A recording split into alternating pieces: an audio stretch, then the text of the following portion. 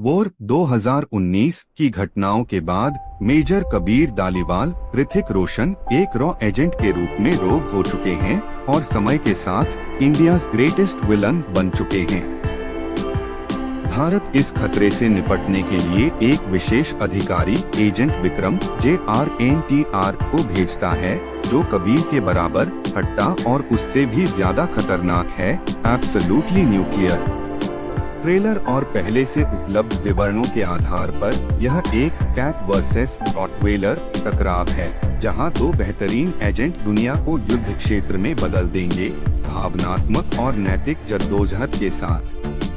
कुछ मीडिया रिपोर्टों जैसे मिनसेक्सपी और सोशल मीडिया लीक में कियारा अडवाणी की भूमिका का वर्णन साइबर सिक्योरिटी एक्सपर्ट आलिया के रूप में किया गया है, जो कबीर के मिशन में महत्वपूर्ण भूमिका निभाती है, लेकिन कई स्रोतों ने इन लीक की प्रामाणिकता पर सवाल उठाए हैं। 2 ट्रेलर और प्रमोशन डिटेल्स। ट्रेलर 20 मई 2025 को JR के जन्मदिन पर जारी हुआ, जिसमें JR की आवाज I've been watching you, Kabir, Ross best agent, You were but not anymore, और ऋतिक की चुनौती वेलकम टू हेल। दृश्य देखिए, train, plane, boat, glacier cabin, SHOLINSTYLE तलवारबाजी में हाई इमोशन लड़ाई, समुद्र में मिशन, शानदार ग्लैमर्स और गौरवान्वित एक्शन फ्लोज।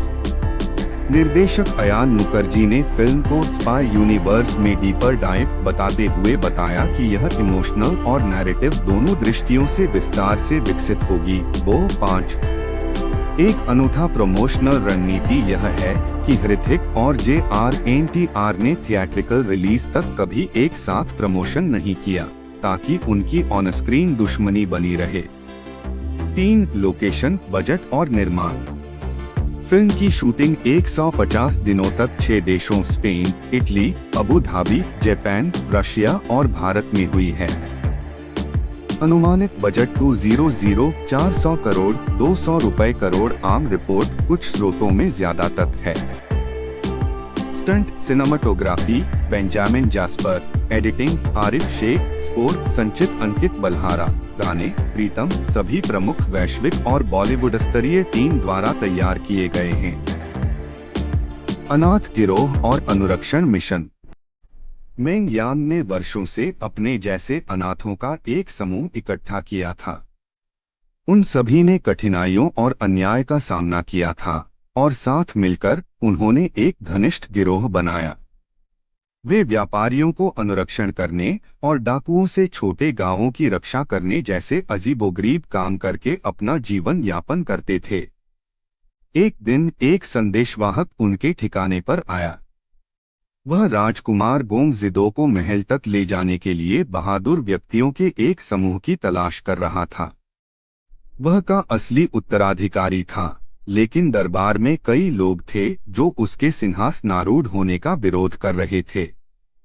संदेशवाहक ने मेंग यांग और उसके गिरोह की बहादुरी के बारे में सुना था और उन्हें इस मिशन के लिए एक आकर्षक इनाम की पेशकश की। मेंग यांग ने इसे एक के रूप में देखा। यदि वे राजकुमार को महल तक सफलतापूर्वक ले जा सकते हैं, तो वे राजकुमार का पक्ष जीत लेंगे। राजकुमार के समर्थन से वह छाया की तलवार बनाने के लिए एक लोहार को खोजने में सक्षम हो सकता है और अंततः अपने पिता का बदला ले सकता है। बढ़ता हुआ दृढ़ संकल्प। जैसे जैसे साल बीतते गए, मेंग यांग एक मजबूत और दृढ़ निश्चयी व्यक्ति बन गया।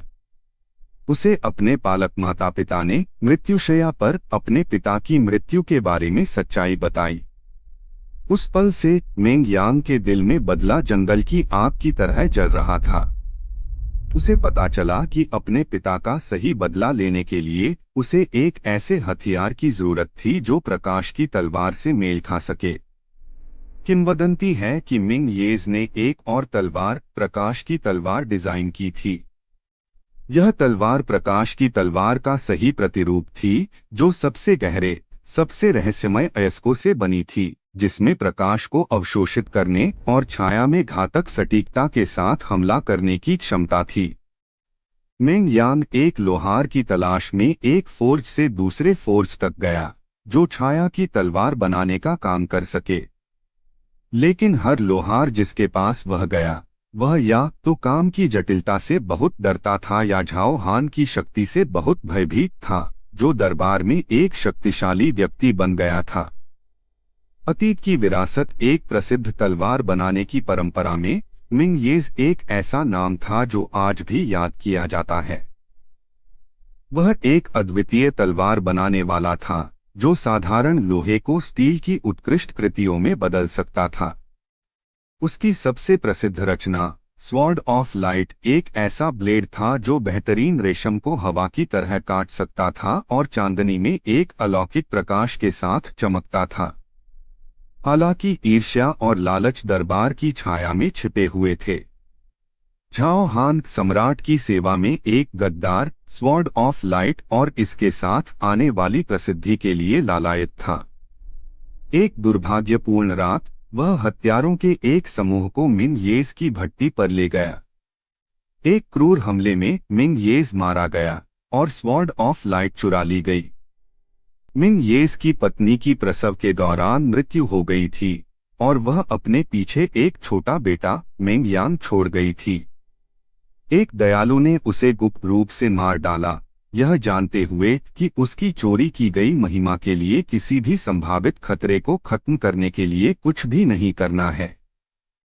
4 पात्र और spy universe connection. Kabir Hrithik Roshan रॉ का पूर्वरोग एजेंट, गंभीर, शांत व्यवहार और अप्रत्याशित रणनीतियां अपनाने वाला पात्र।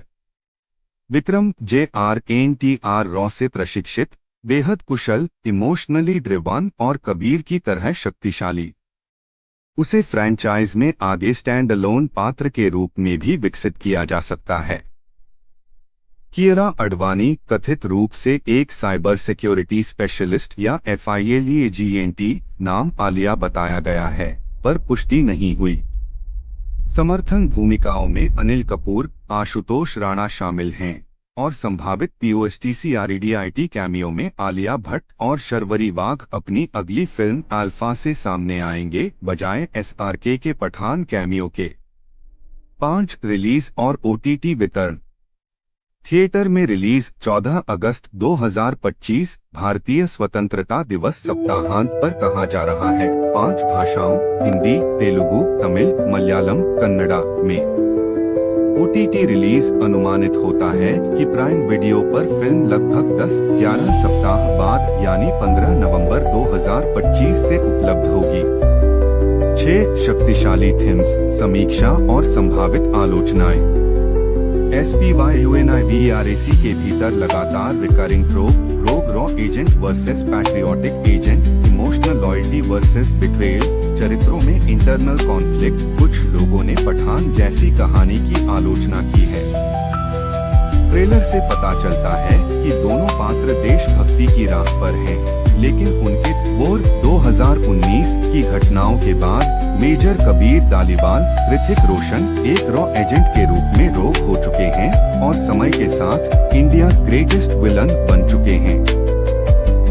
भारत इस खतरे से निपटने के लिए एक विशेष अधिकारी एजेंट विक्रम JRNTR को भेजता है, जो कबीर के बराबर हट्टा और उससे भी ज्यादा खतरनाक है, एब्सोल्युटली न्यूक्लियर। ट्रेलर और पहले से उपलब्ध विवरणों के आधार पर यह एक कैट वर्सेस रॉटवेलर टकराव है, जहां 2 बेहतरीन एजेंट दुनिया को युद्ध क्षेत्र में बदल देंगे, भावनात्मक और नैतिक जद्दोजहद के साथ। कुछ मीडिया रिपोर्टों जैसे मिन्स और सोशल मीडिया लीक में कियरा अडवाणी की भूमिका का वर्णन साइबर सिक्योरिटी एक्सपर्ट आलिया के रूप में किया गया है, जो कबीर के मिशन में महत्वपूर्ण भूमिका निभाती है, लेकिन कई स्रोतों ने इन लीक की प्रामाणिकता पर सवाल उठाए हैं। 2 ट्रेलर और प्रमोशन डिटेल्स। ट्रेलर 20 मई 2025 को JRNTR के जन्मदिन पर जारी हुआ, जिसमें JRNTR की आवाज I've been watching you, Kabir, Ross best agent, You were but not anymore, और ऋतिक की चुनौती Welcome to Hell। दृश्य देखिए, train, plane, boat, glacier cabin, SHOLINSTYLE तलवारबाजी में हाई इमोशन लड़ाई, समुद्र में मिशन, शानदार ग्लैमर्स और गौरवान्वित एक्शन फ्लोज। निर्देशक अयान मुखर्जी ने फिल्म को स्पाई यूनिवर्स में डीपर डाइव बताते हुए बताया कि यह इमोशनल और नैरेटिव दोनों दृष्टियों से विस्तार से विकसित होगी। वो 5 एक अनूठा प्रमोशनल रणनीति यह है कि हृतिक और JRNTR ने थिएट्रिकल रिलीज तक कभी एक साथ प्रमोशन नहीं किया, ताकि उनकी ऑन स्क्रीन दुश्मनी बनी रहे। 3 लोकेशन, बजट और निर्माण। फिल्म की शूटिंग 150 दिनों तक 6 देशों Spain, Italy, Abu Dhabi, Japan, Russia और भारत में अनाथ गिरोह और अनुरक्षण मिशन। मेंग यांग ने वर्षों से अपने जैसे अनाथों का एक समूह इकट्ठा किया था। उन सभी ने कठिनाइयों और अन्याय का सामना किया था और साथ मिलकर उन्होंने एक घनिष्ठ गिरोह बनाया। वे व्यापारियों को अनुरक्षण करने और डाकुओं से छोटे गांवों की रक्षा करने जैसे अजीबोगरीब काम करके अपना जीवन यापन करते थे। एक दिन एक संदेशवाहक उनके ठिकाने पर आया। वह राजकुमार गोंगजिदो को महल तक ले जाने के लिए बहादुर व्यक्तियों के एक समूह की तलाश कर रहा था। वह का असली उत्तराधिकारी था, लेकिन दरबार में कई लोग थे जो उसके सिंहासनारूढ़ होने का विरोध कर रहे थे। संदेशवाहक ने मेंग यांग और उसके गिरोह की बहादुरी के बारे में सुना था और उन्हें इस मिशन के लिए एक आकर्षक इनाम की पेशकश की।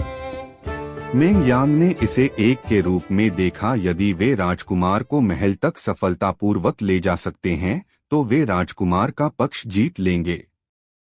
राजकुमार के समर्थन से वह छाया की तलवार बनाने के लिए एक लोहार को खोजने में सक्षम हो सकता है और अंततः अपने पिता का बदला ले सकता है। बढ़ता हुआ दृढ़ संकल्प जैसे जैसे साल बीतते गए, मेंग यांग एक मजबूत और दृढ़ निश्चयी व्यक्ति बन गया। उसे अपने पालक माता पिता ने मृत्युशैया पर अपने पिता की मृत्यु के बारे में सच्चाई बताई। उस पल से मेंग यांग के दिल में बदला जंगल की आग की तरह जल रहा था। उसे पता चला कि अपने पिता का सही बदला लेने के लिए उसे एक ऐसे हथियार की जरूरत थी जो प्रकाश की तलवार से मेल खा सके। किंवदंती है कि मिंग येज ने एक और तलवार, प्रकाश की तलवार डिजाइन की थी। यह तलवार प्रकाश की तलवार का सही प्रतिरूप थी, जो सबसे गहरे, सबसे रहस्यमय अयस्कों से बनी थी, जिसमें प्रकाश को अवशोषित करने और छाया में घातक सटीकता के साथ हमला करने की क्षमता थी। मेंग यांग एक लोहार की तलाश में एक फोर्ज से दूसरे फोर्ज तक गया, जो छाया की तलवार बनाने का काम कर सके। लेकिन हर लोहार जिसके पास वह गया, वह या तो काम की जटिलता से बहुत डरता था या झाओ हान की शक्ति से बहुत भयभीत था, जो दरबार में एक शक्तिशाली व्यक्ति बन गया था। अतीत की विरासत, एक प्रसिद्ध तलवार बनाने की परंपरा में मिंग येज एक ऐसा नाम था जो आज भी याद किया जाता है।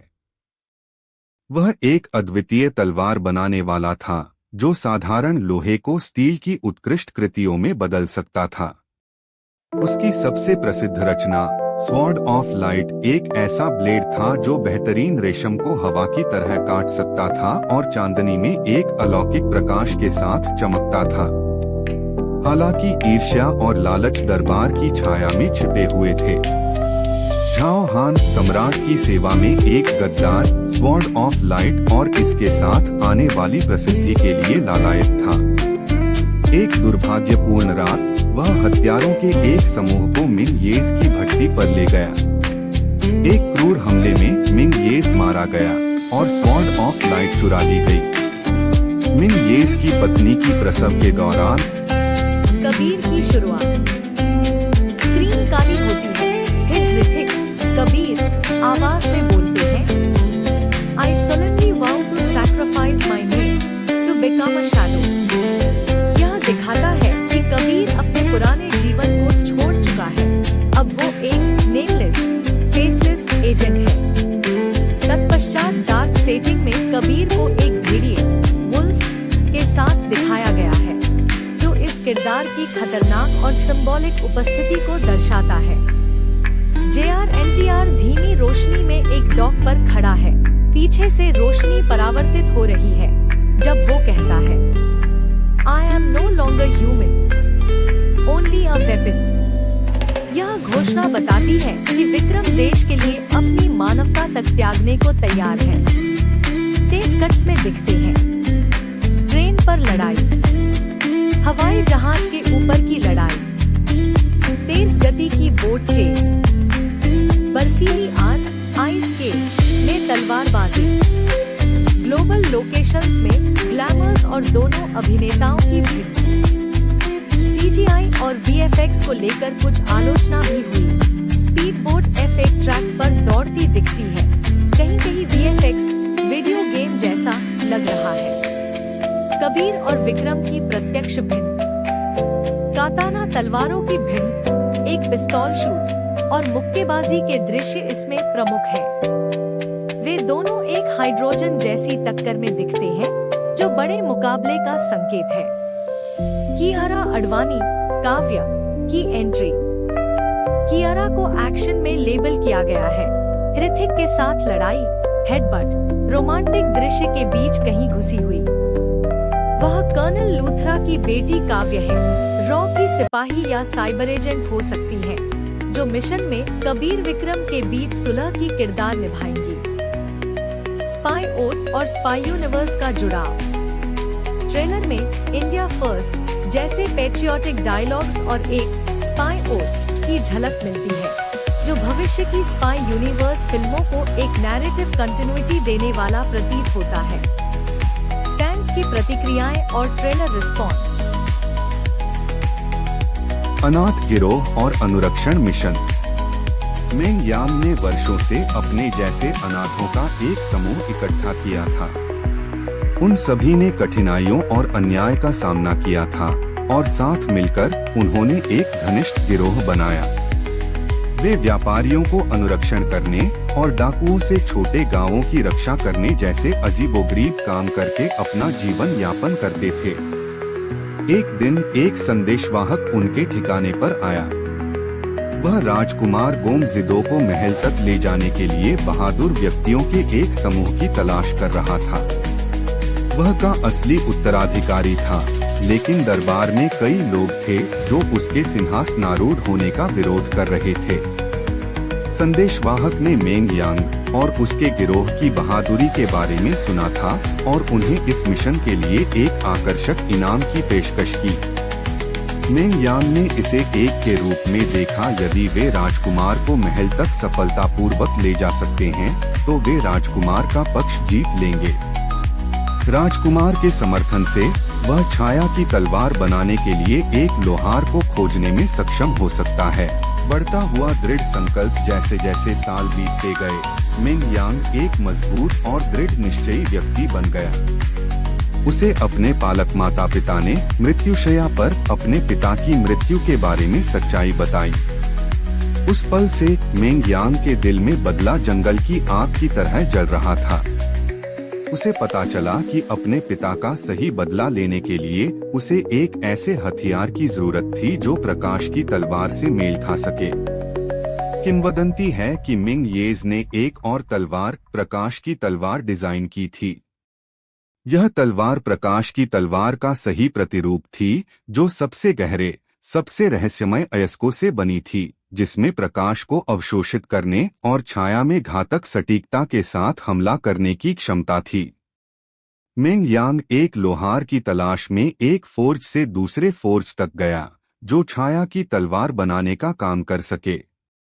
लेकिन हर लोहार जिसके पास वह गया, वह या तो काम की जटिलता से बहुत अतीत की विरासत। एक प्रसिद्ध तलवार बनाने की परंपरा में मिंग येज एक ऐसा नाम था जो आज भी याद किया जाता है। वह एक अद्वितीय तलवार बनाने वाला था जो साधारण लोहे को स्टील की उत्कृष्ट कृतियों में बदल सकता था। उसकी सबसे प्रसिद्ध रचना स्वॉर्ड ऑफ लाइट एक ऐसा ब्लेड था जो बेहतरीन रेशम को हवा की तरह काट सकता था और चांदनी में एक अलौकिक प्रकाश के साथ चमकता था।